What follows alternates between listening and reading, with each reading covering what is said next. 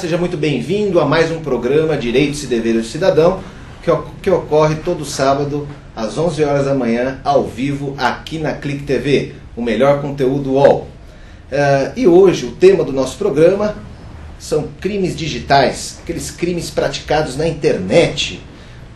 Um tema muito interessante, um tema que vai contagiar você, internauta, para saber como se prevenir desses vilões da internet. Para tanto, o nosso entrevistado de hoje possui aí uma experiência ampla de pesquisa, de estudo.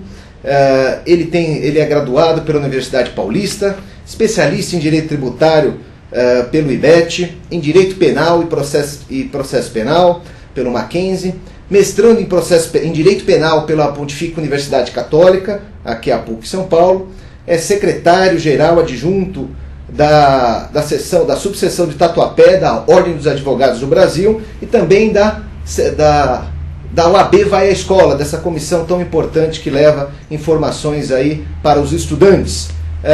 Doutor Leopoldo, seja muito bem-vindo. Leopoldo Luiz Lima, seja muito bem-vindo, professor. Olá, Douglas, os cumprimentos a você, né, que conduz com tanta maestria esse programa chamado Direitos e Deveres. Eu cumprimento também esses internautas que nos assistem. É um prazer estar aqui contribuindo, né, com os cidadãos, né, passando informações e aí abordando esse tema que tanto nos envolve. O nosso tema é esse tema do dia a dia, né, dos crimes digitais. Muito bem, seja bem-vindo, professor Leopoldo. É uma honra tê-lo conosco aqui, né, no programa. A partir desse programa, nós iniciaremos um quadro que é Pergunte ao Professor Douglas, onde trará dicas para você consumidor, para você trabalhador. Você poderá enviar a sua pergunta, o seu caso, aquilo que você passou ou está passando, aquela angústia, aquilo que você se sentiu indignado numa relação de consumo, numa relação de trabalho, qualquer pergunta que você tenha dúvidas, você cidadão, você consumidor. Pois bem, e você poderá enviar as suas perguntas durante a semana para o e-mail, anote aí, Direitos e Deveres do Cidadão, @cliquetv, esse clique é só com C, né? cliquetv.com.br. Mande sua dúvida, mande sua pergunta que eu respondo. E temos aqui, ao longo da semana, uma pergunta de uma internauta, a Dona Maria, lá de Salvador. Dona Maria comprou uma geladeira, e essa geladeira, numa determinada loja, ela apresentou um problema, isso em uma semana. E ela pergunta qual o direito que ela tem de reclamar sobre este defeito. Pois bem, Dona Maria, segundo o Código de Defesa do Consumidor, a senhora tem direito de reclamar até 90 dias por ser um produto durável.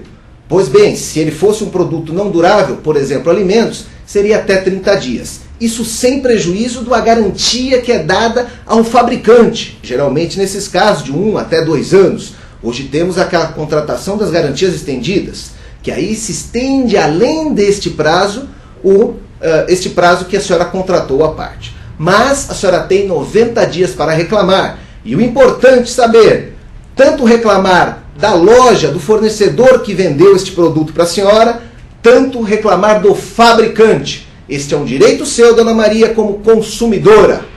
Muito obrigado pela pergunta. Doutor Leopoldo, nós temos aí essa questão dos crimes digitais. Com a evolução da tecnologia, a evolução da informática, né? Hoje as pessoas ligadas, plugadas, né? Neste mundo digital.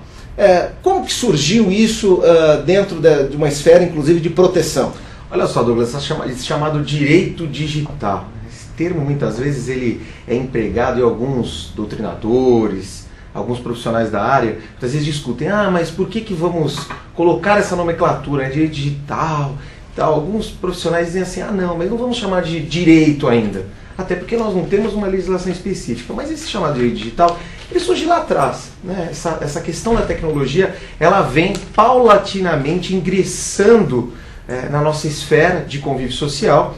Nós temos aí como pontos cruciais, nós temos como marcas na história, por exemplo, a Revolução Industrial, trazendo grandes transformações, e aí nós tivemos o ingresso das máquinas, o aperfeiçoamento das máquinas, das relações de trabalho principalmente. Nós temos a Revolução Industrial. Há quem diga que a internet surge lá por volta de 1976 como uma grande ferramenta auxiliando aí, e os próprios games. Os games trouxeram uma grande evolução. Segunda Guerra Mundial nem se fala, né? As guerras trazendo essa evolução e a tecnologia aprimorando cada vez mais. Agora, no decorrer da história, esse direito digital vem surgindo. Ora, por quê? Porque com tanta tecnologia, alguma coisa tem que ser feito. É como vamos resguardar o cidadão, como vamos resguardar as relações sociais. Então, o direito digital ele vem dentro dessa ótica. Ora, condutas praticadas no meio digital, tecnologia. Então, é nessa esfera, é nessa ótica que surge o chamado direito digital, que ainda necessita de muitas regulamentações. Muito bem.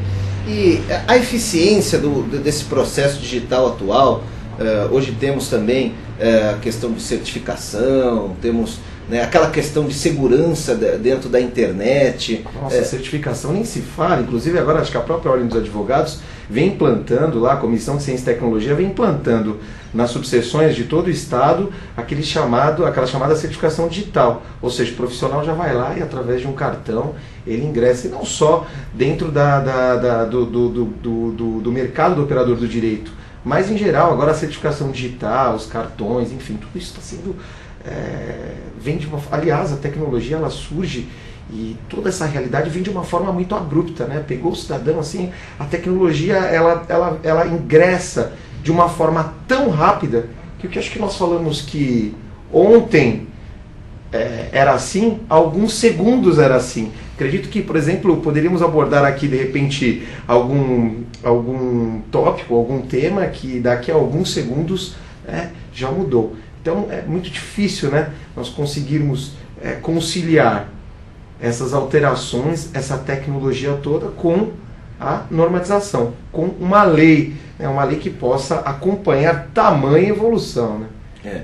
E até falando nas redes sociais, relacionamentos, hoje esses sites eles já estão acompanhando essa revolução na medida em que ele procura dar segurança para aquela pessoa que está criando um cadastro, né? Assim, uma segurança, ela pede muitas informações, inclusive chaves de segurança, acredito até para proteger a própria pessoa, né, que está ali se cadastrando, para evitar aí uma certa clonagem, né, um fake, né? Com certeza, você tocou num ponto primordial e acho que é um ponto que o cidadão tem que estar atento, essa questão da chave de segurança. É muito bom que aquele cidadão que se utiliza das redes, da internet e tal, que ele observe ali as chaves de segurança, né? Porque a chave de segurança ela é o meio de certificação, é o meio do cidadão chegar e dizer, olha, será que realmente é seguro? Agora, existe uma linha limítrofe, né, dentro dessa chamada internet, dessa chamada tecnologia,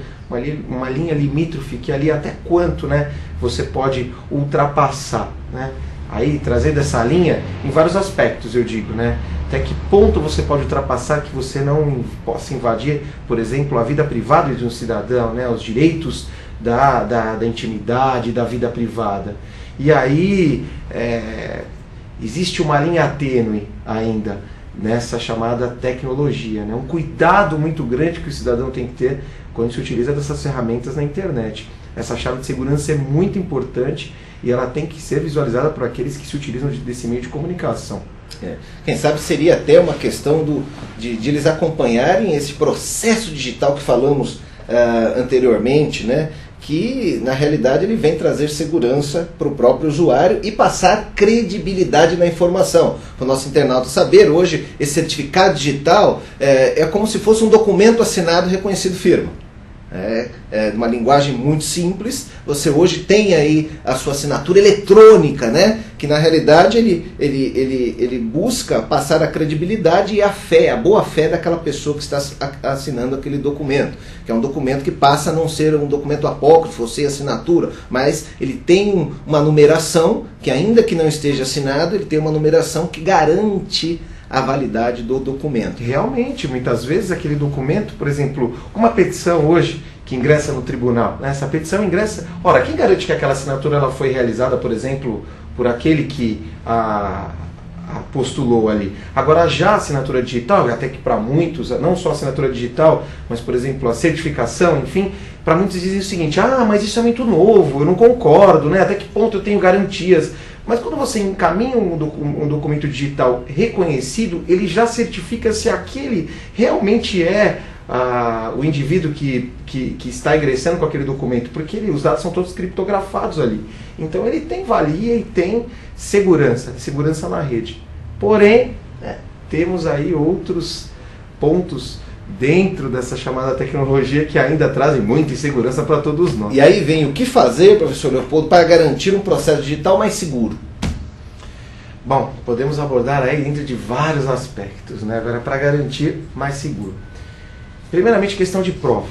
Questão de prova, assim, ela é essencial. O cidadão que, por exemplo, passa por um problema, né, dentro da rede, e eu não digo só com relação a crimes, né, mas principalmente dentro das empresas. Hoje uma grande preocupação dentro das empresas vem sendo como você manter aquelas provas, como você assegurar que aquela prova ela é legítima, ou como assegurar legitimidade para uma prova. Ora, o cidadão diz o seguinte: bom, sofri um problema com relação à tecnologia. Nós temos hoje dentro das empresas chamadas TIs, né, os departamentos de informação, que auxiliam até o próprio profissional do direito, que não tem tanto conhecimento assim, mas os técnicos ali auxiliam no sentido de garantir uma prova. Ora, o empregado trabalha dentro de uma empresa e ele quer, ele vai sair ou ele é demitido, e ele quer levar a prova consigo. Muitas vezes hoje nós temos pendrives, HDs externos e muitos outros aparatos de comunicação que facilitam o transporte dessa informação. Ora, o empregado ele não pode levar essa informação embora. Ou então, muitas vezes, ele, sabendo que vai ser demitido, ele vai lá e quer formatar aquele computador, por exemplo. Né? Não pode. Uma situação assim que traz um dano para a empresa e que não pode acontecer. Agora, ele quer levar a informação. Né? O que fazer? A empresa tem que tomar todo o cuidado possível para que esses dados sejam mantidos e assegurados. Ora, a formatação de um HD hoje você consegue voltar e buscar todos aqueles dados que anteriormente foram formatados. Muita gente acha, mas eu vou formatar um HD, né? Os dados serão apagados. Não é bem assim. Então, dentro dessa ótica empresarial, a grande preocupação dos empresários. E nas redes sociais, como manter aquela prova de que houve, por exemplo, uma conduta ilícita por parte de alguém. Como manter? Então, a primeira coisa a se fazer é prevenir, né? Manter eventuais documentos, imprimir os códigos-fontes, os IPs ali, toda a informação que circula na rede, existe um código ali que demonstra de onde saiu aquela informação. Então, sempre tentar manter aquele IP, a cópia daquele IP e outras informações diversas, para posteriormente solicitar aí uma fiscalização ou uma atuação de uma eventual autoridade, uma autoridade policial, enfim, outras diversas. Né? Mas sempre o ideal, e é o que se busca hoje, a título de informação, as autoridades policiais, o que elas buscam hoje é dizer o seguinte: olha, previna-se e mantenha as provas no sentido de que se possa, quando se vai atribuir a prática de uma conduta ilícita a alguém, você tem que ter provas. Ora, como instruir isso dentro de um processo? Instruir de forma preventiva ali.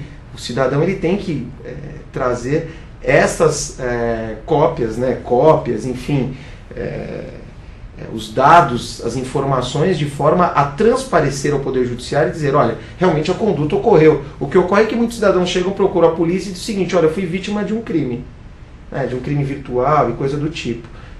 E o policial diz: olha, mas você foi vítima, e qual é a prova disso? Olha, a prova eu não tenho, mas eu sofri, tive um dano, enfim, ele não consegue instrumentalizar isso, é a grande preocupação. E aí, o senhor tocou num assunto importante, né? Hoje nós temos a prevenção das empresas com crescimento, surgimento até dessa área nova. Na realidade, antes se falava em departamento de informática, nós temos a tecnologia da informação. Então, a prevenção foi muito bem falada para evitar essas condutas ilícitas ou ilegais, né, que podem ocorrer, que aquele empregado pode se utilizar. Embora tenha uma linha aí que é uma zona cinzenta, né?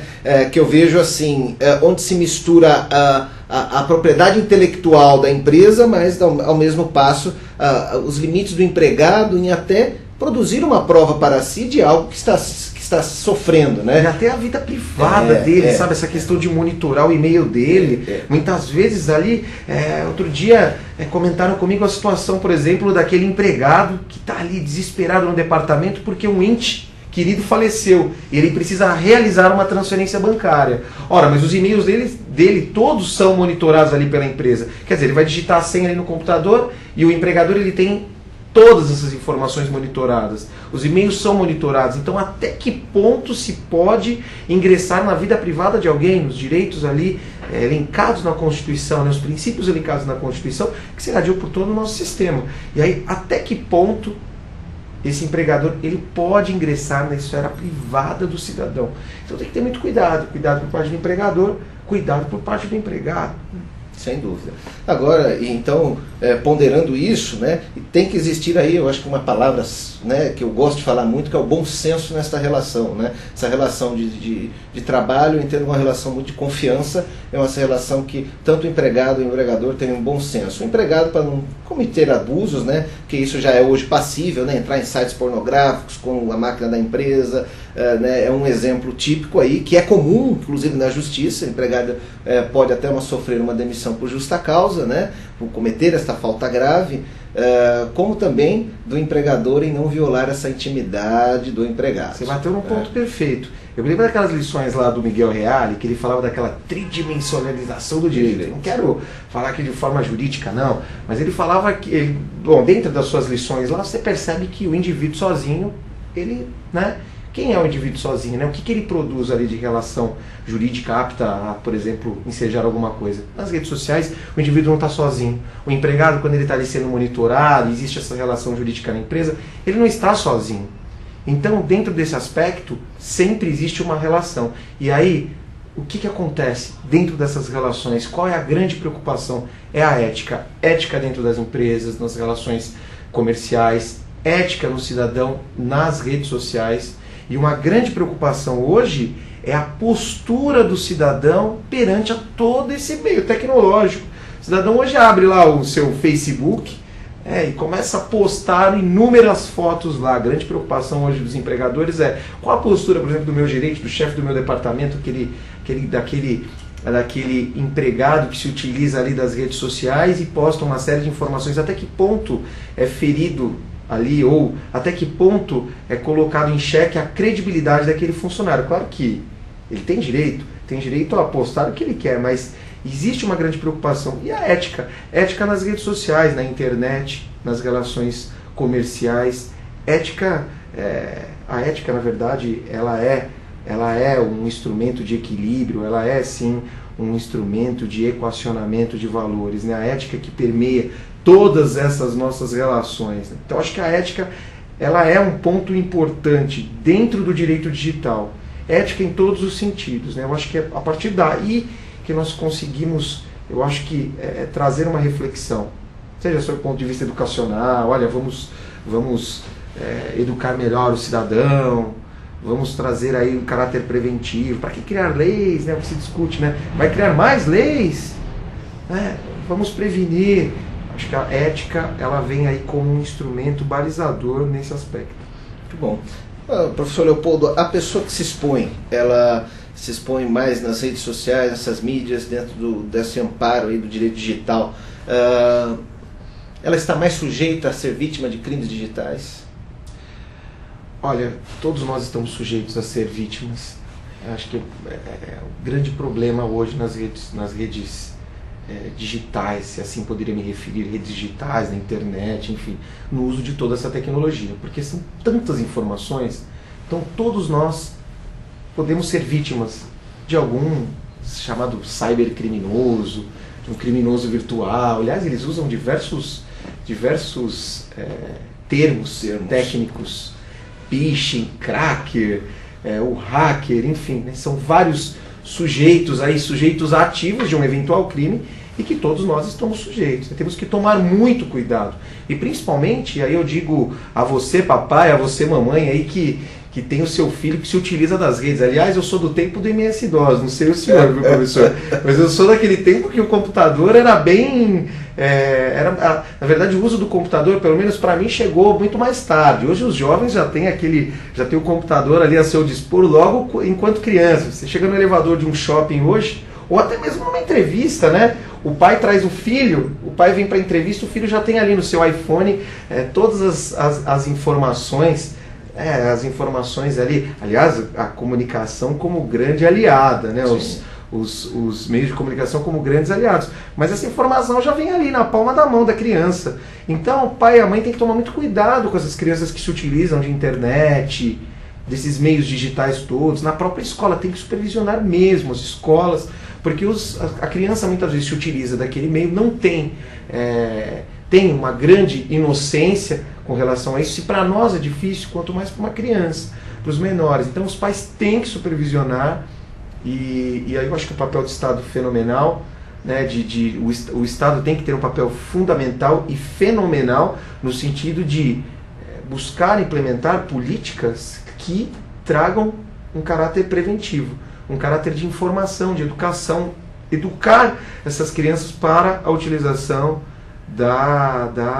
dessas ferramentas, essas ferramentas comunicacionais, enfim.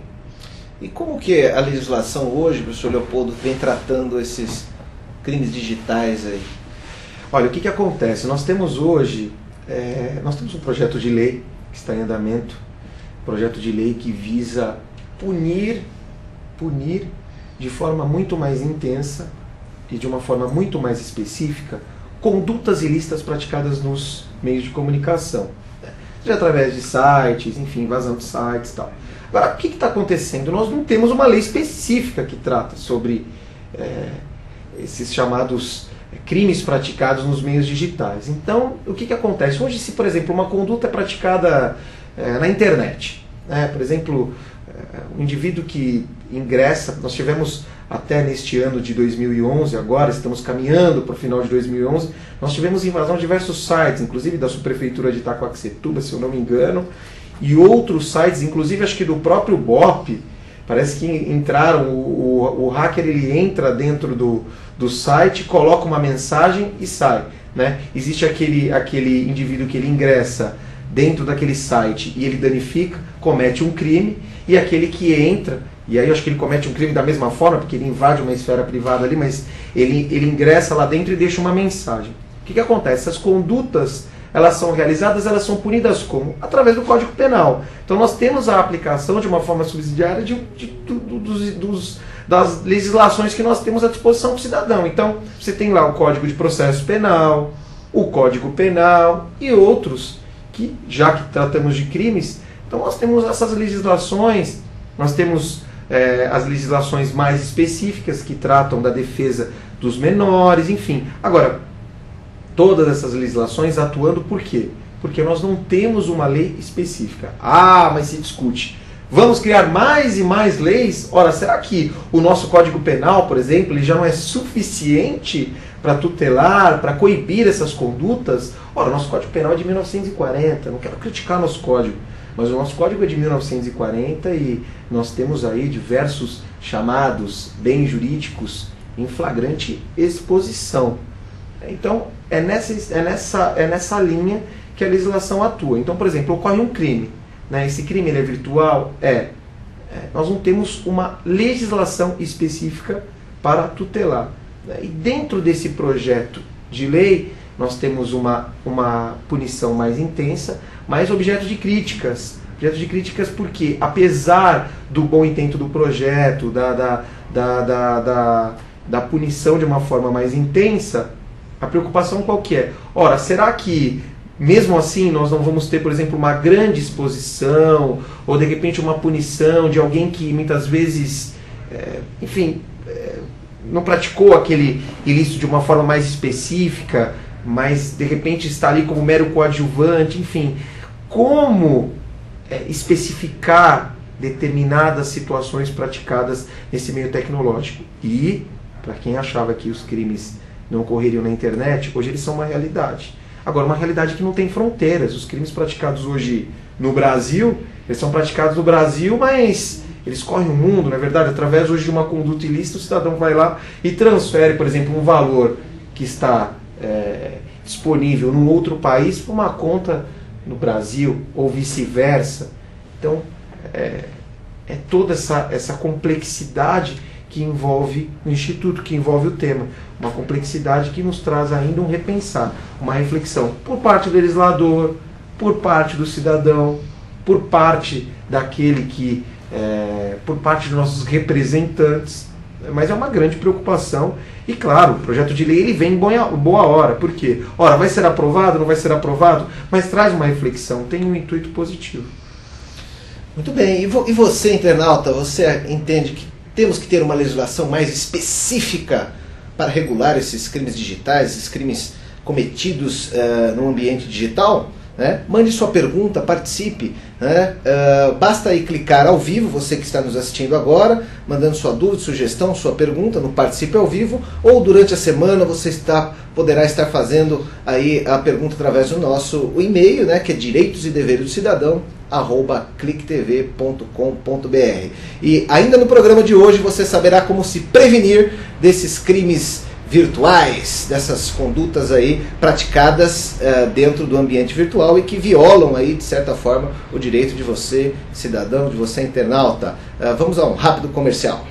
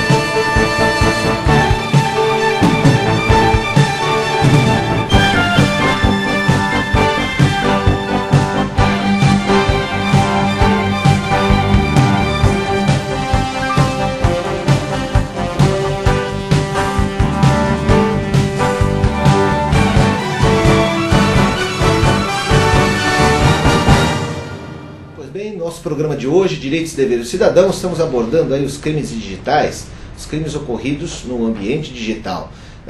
Você pode aí concorrer a prêmios, que sortearemos aí no próximo programa, obras jurídicas, workshops, enfim, vários aí prêmios com a cortesia de Mastermind. Temos outros parceiros, a Editora LTR.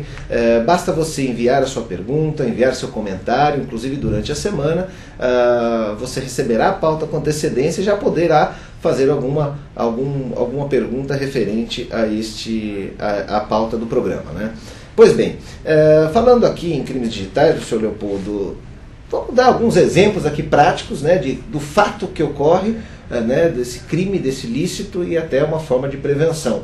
Por exemplo, né, das transações bancárias. Né, a pessoa acaba sendo clonado aí, os seus dados por uma transação bancária e aí com isso ela passa a ser lesada. Né? Isso poderia ser um exemplo. Né? Nossa, temos vários exemplos. Né? Eu vou falar dessa transação bancária, mas nós temos a pedofilia, a calúnia, a difamação, a injúria, a própria ameaça nas redes sociais, na internet, a ameaça, enfim, nós temos inúmeros crimes praticados, o próprio crime de dano, as invasões de sites, enfim. As transações bancárias. O que ocorre muito, por exemplo, é que indivíduos se utilizam da internet e dos meios digitais e realizam uma transação bancária indevida. Muitas vezes confundem até o próprio provedor ali, o próprio provedor e a própria instituição financeira, e transferem ali valores de determinada conta bancária para outras. Né? Me parece que em alguns casos o cidadão ingressou ali naquele sistema bancário e transferiu pequenos centavos de contas de inúmeros clientes para uma determinada conta. Então você imagina, milhões de usuários, centavos sendo transferidos. Você imagina a quantidade de valor transferido e que muitas vezes o cliente não se dá conta. O cliente, e eu pergunto a você, Douglas, e até aos internautas, né, quem de nós fica fiscalizando dia a dia o seu extrato bancário? No final do mês, olha se alguns centavos ali foi transmitido para uma determinada conta. Nós não fiscalizamos isso. Agora, uma situação que ocorre e cotidianamente realmente vem com relação a essas transferências bancárias. Você não tem que ter o maior cuidado na utilização do sistema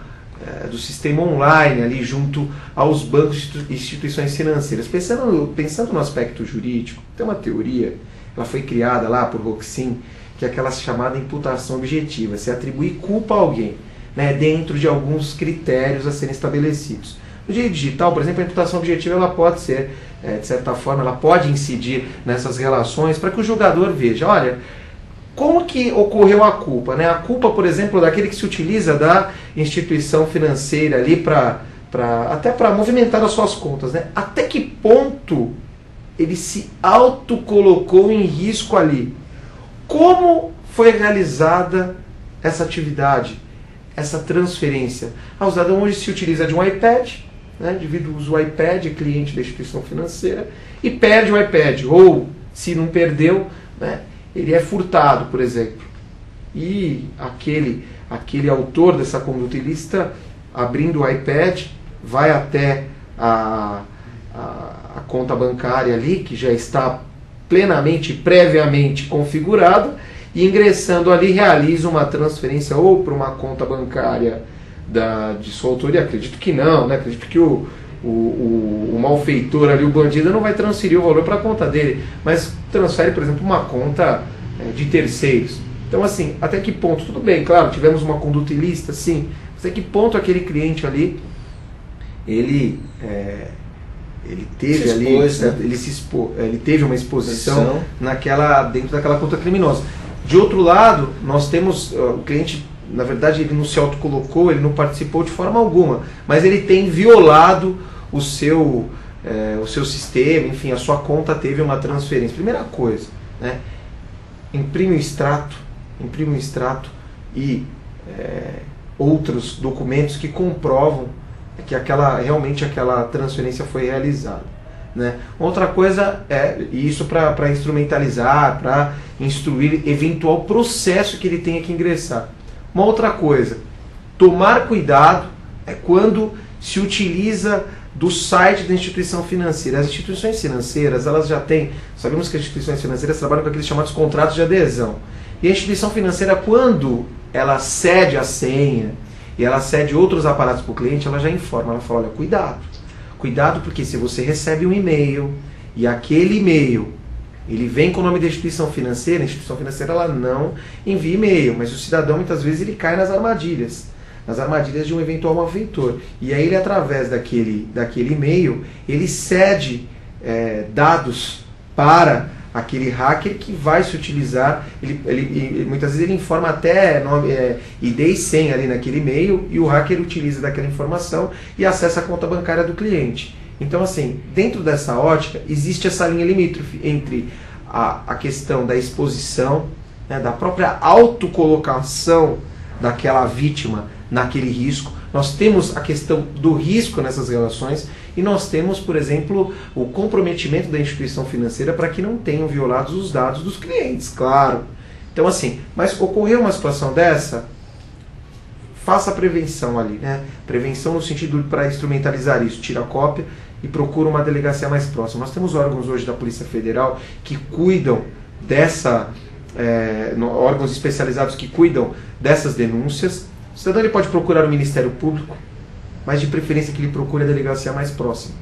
E Dr. Marcos Carneiro, que é nosso delegado-geral hoje na cidade de São Paulo, por exemplo, ele com muita propriedade implementou uma política muito importante. Ele unificou os sistemas da Polícia Civil.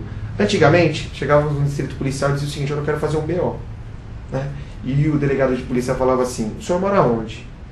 Eu moro ali na região de Santo Amaro, ou na região da Paulista. Olha, o senhor está num local em que esse boletim não vai poder ser feito, porque o senhor tem que ir na delegacia mais próxima da sua casa. E hoje não é bem assim. O cidadão pode ir em qualquer delegacia de polícia. Foi vítima? Vai lá e fala para o delegado: olha, eu quero fazer um boletim de ocorrência. O sistema está integrado, está unificado, é bem mais fácil, nós temos as centrais de flagrante hoje. Então vai lá, redige o boletim de ocorrência, né? Faz o boletim de ocorrência e através daquele boletim de ocorrência ele poderá representar, ou nos casos de ação penal pública incondicionada, o próprio poder público vai tomar as medidas, né? E aí nós temos inúmeros casos. Você citou o caso de instituições financeiras. Então, cuidado, internauta.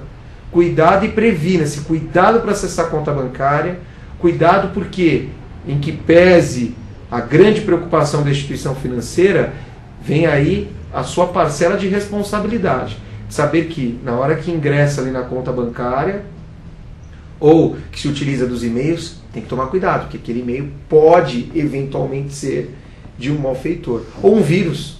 Um vírus que não tem previsão. Vamos punir, é um vírus, tá? Vamos punir como na nossa legislação? Nós não temos uma legislação específica para punir determinadas condutas praticadas nos meios digitais.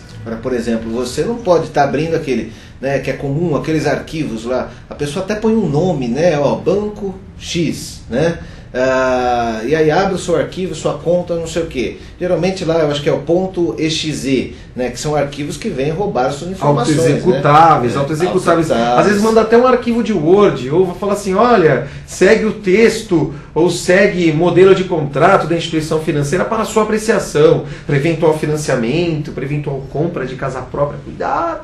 Cuidado, não abra os arquivos de Word, não abra arquivos de e-mail, e cuidado, e dizendo assim mais especificamente, utilize um software antivírus.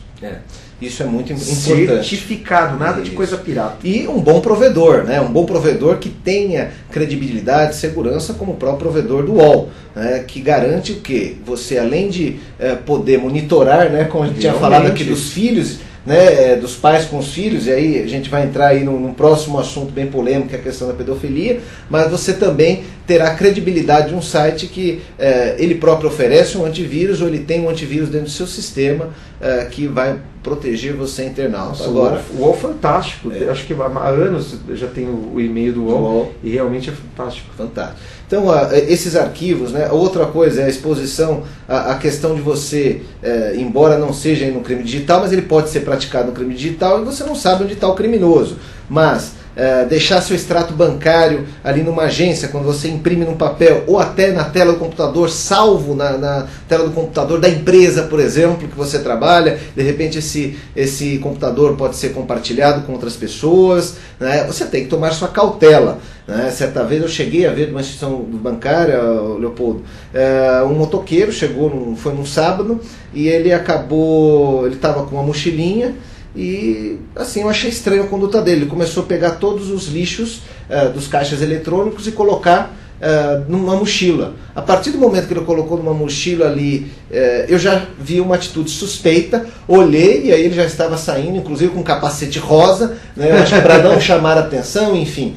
Ó, o que ele vai fazer com isso? Certamente eu acabei procurando ver se tinha próximo ao local uma viatura para poder fazer essa denúncia. Infelizmente, naquele momento não tinha.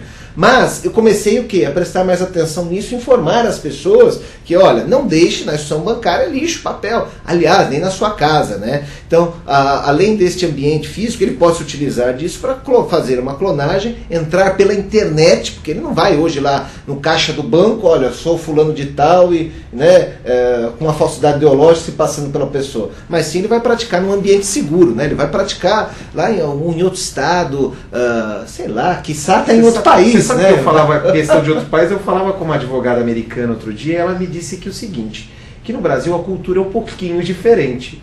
Por quê? Porque nos Estados Unidos, por exemplo, se você, por exemplo, deixa o seu extrato aqui, né, ao lado de, por exemplo, de um colega, de um amigo, de um parente próximo, enfim, se que o americano ele diz o seguinte, bom, eu não vou deixar o extrato porque eu não vou correr o risco de alguém se utilizar desse extrato. Bom, mas se alguém se utilizar, se utilizar, eu que deixei o extrato ali, não é verdade? Ora, por que eu deixei o extrato próximo? Agora, a cultura do brasileiro é bem diferente. Nós temos um pouco de inocência, o brasileiro é um pouco mais inocente. Então, o que ele faz? Ele chega, ele deixa o extrato e ele acredita dentro dele que ninguém vai se utilizar daquele extrato ou que ninguém vai prejudicá-lo. E não pode, tem que tomar bastante cuidado, tem que, dentro desse critério de valores, tomar bastante cuidado e não deixar nada em exposição. E tomar cuidado com e-mails, enfim, né? Tomar cuidado. E aí, outra dica importante é não se utilizar de lan house, né, desses espaços aí, cybercafé, para você entrar dentro do ambiente aí, dentro do fazer essa transação bancária, por exemplo, ou passar algum tipo de dado, mensagem. Muito cuidado, porque o grande problema é a identificação depois de quem foi o criminoso. Se bem que tem uma lei, hein, com relação aos cybers, uma lei específica que foi criada para quem é dono de lan house. Os donos de lan house hoje têm que manter o cadastro ali dos indivíduos que frequentam ali. O cidadão vai frequentar lan house, ele deixa o nome, RG, apresenta o RG. Mas tem lan house que não fornece. Ou também ele não tem condição, aquele funcionário não é treinado o suficiente para saber se aquele documento é um documento verdadeiro, né? Se não bastasse, quando ele deixa o roteador ali aberto, e qualquer um pode usar. Cuidado, os donos de roteadores.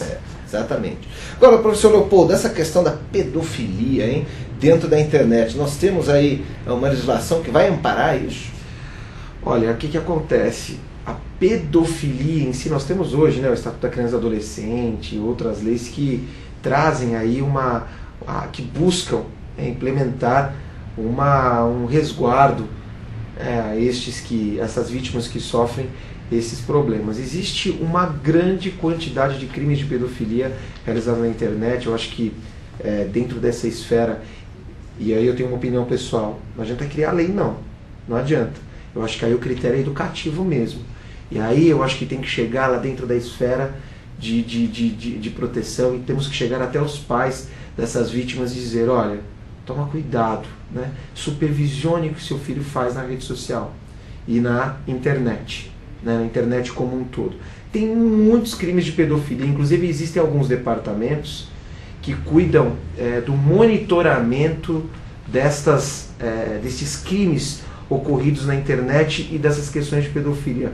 Uma certa feita conversava com uma senhora que ela participou de uma pesquisa nessas redes, buscando estatísticas de crimes de pedofilia, e ela se colocava como uma eventual vítima. E ela conversava com esses criminosos pedófilos, e ela dizia o seguinte, ela se colocava como um adolescente, um menor de idade. E no final da conversa ela dizia, olha, eu não sou um menor, eu estou apenas pesquisando e gostaria que o senhor não praticasse mais essa conduta. O pedófilo dizia para ela, dizia assim, a senhora não é menor? Não, então por favor, eu preciso da sua ajuda, porque eu sou doente.